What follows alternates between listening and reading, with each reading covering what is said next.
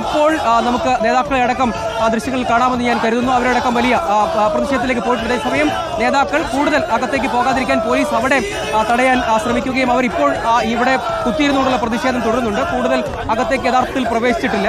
ഒരു ഭാഗത്ത് വിന്യസിച്ചിരുന്ന യൂത്ത് കോൺഗ്രസ് തുടരുക. അഖിൽ, ഇപ്പോൾ ബിജെപിയുടെ പ്രവർത്തകർ ഈ പ്രതിഷേധിക്കാൻ എത്തിയവരാകെ മെഡിക്കൽ കോളേജ് വളപ്പിനകത്ത് കടന്നിരിക്കുകയാണ്. പോലീസിന്റെ തടയാനുള്ള പദ്ധതി പൊളിഞ്ഞല്ലോ. അപ്പോൾ സുജയ, തീർച്ചയായും. കാരണം പോലീസ് കേന്ദ്രീകരിച്ചിരുന്നത് യൂത്ത് കോൺഗ്രസിന്റെ പ്രതിഷേധത്തിലായിരുന്നു. യൂത്ത് കോൺഗ്രസിന്റെ പ്രതിഷേധം അവിടെ നിൽക്കുന്ന സമയത്താണ് ഈ തുറന്നു വെച്ചിരുന്ന ഗേറ്റിലൂടെ ബി.ജെ.പി പ്രവർത്തകർ അപ്രതീക്ഷിതമായി ഉള്ളിലേക്ക് കയറിയത്.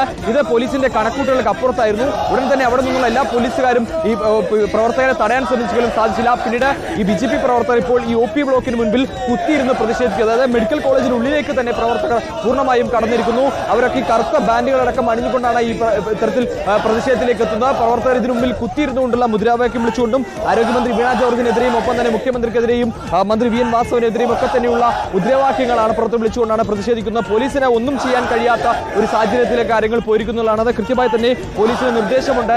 പ്രകോപനം ഉണ്ടായാൽ പോലും തിരിച്ചുള്ള പ്രതികരണമോ അല്ലെങ്കിൽ മറ്റ് നടപടികളിലേക്കോ കടക്കരുതെന്ന് നിർദ്ദേശമുണ്ട്.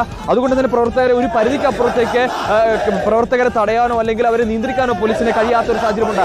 അത് തന്നെയാണ് ഈ പ്രവർത്തകർ ഉള്ളിലേക്ക് ഇരമ്പിയെത്തുന്ന ഒരു സാഹചര്യത്തിലേക്ക് പോയത്. കുറച്ചുനേരം, അതായത് യൂത്ത് കോൺഗ്രസിന്റെ സംസ്ഥാന അധ്യക്ഷൻ രാഹുൽ മാങ്കൂട്ടം അവിടെ പ്രസംഗിക്കുന്ന സമയത്ത് കുറച്ചുനേരം ബി.ജെ.പി പ്രവർത്തകർ അതിന് പിറകിൽ നിൽക്കുകയായിരുന്നു. പിന്നീടാണ് പെട്ടെന്ന് ഒരു നീക്കം പോലെ ഈ തുറന്നു വെച്ചിരുന്നത്. അതായത് ഒരു ഗേറ്റ് മാത്രമാണ് അടച്ചിരുന്നത്.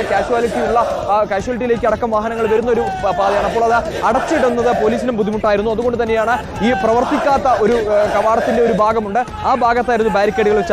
അതാണ് യൂത്ത് കോൺഗ്രസ് പ്രവർത്തകർ ആദ്യം തകർത്തത്.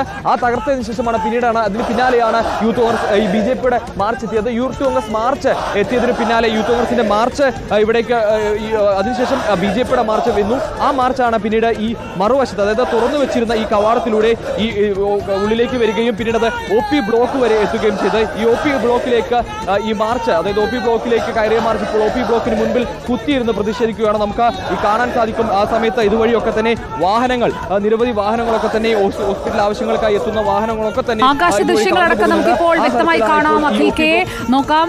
ഇപ്പോൾ മെഡിക്കൽ കോളേജിന്റെ കവാടത്തിൽ ബാരിക്കേഡ് വെച്ച് തടഞ്ഞിരിക്കുന്ന ഭാഗത്ത് യൂത്ത് കോൺഗ്രസിന്റെ പ്രതിഷേധം നടക്കുകയാണ്. എന്നാൽ അതിന് അപ്പുറത്തായി എമർജൻസി ഗേറ്റ് വഴി കടന്ന് അകത്ത് മെഡിക്കൽ കോളേജ് വളപ്പിൽ ആണ് ഇപ്പോൾ ബി.ജെ.പിയുടെ പ്രതിഷേധം നടക്കുന്നത്. അതായത് മറ്റൊരു വഴിയിലൂടെ പ്രവർത്തകർ മെഡിക്കൽ കോളേജ് വളപ്പിൽ ഉൾവശത്തേക്ക് എത്തിക്കഴിഞ്ഞിരിക്കുകയാണ്. പോലീസിന്റെ ബന്ദോബസ്തൊക്കെ മറികടന്നുകൊണ്ട് അവർക്ക് മെഡിക്കൽ കോളേജ് വളപ്പിൽ ഇത്രയും ഉള്ളിലേക്ക് എത്താൻ കഴിഞ്ഞിരിക്കുകയാണ്. മെഡിക്കൽ കോളേജ് വളപ്പിലാണ് പ്രതിഷേധം നടക്കുന്നത്. സാധാരണഗതിയിൽ കവാടത്തിൽ വെച്ച് തന്നെ മാർച്ചുകൾ തടയുന്നതാണ് പതിവെങ്കിൽ ഇത് മറ്റൊരു വഴിയിലൂടെ ബി.ജെ.പിയുടെ പ്രവർത്തകരെല്ലാവരും അകത്ത് കടന്നിരിക്കുകയാണ്. അഖിൽ കെ, ഇത്രയും അധികം പ്രവർത്തകർ എമർജൻസി ഗേറ്റ് വഴി കടക്കുന്നത് പോലീസ് കണ്ടില്ലേ?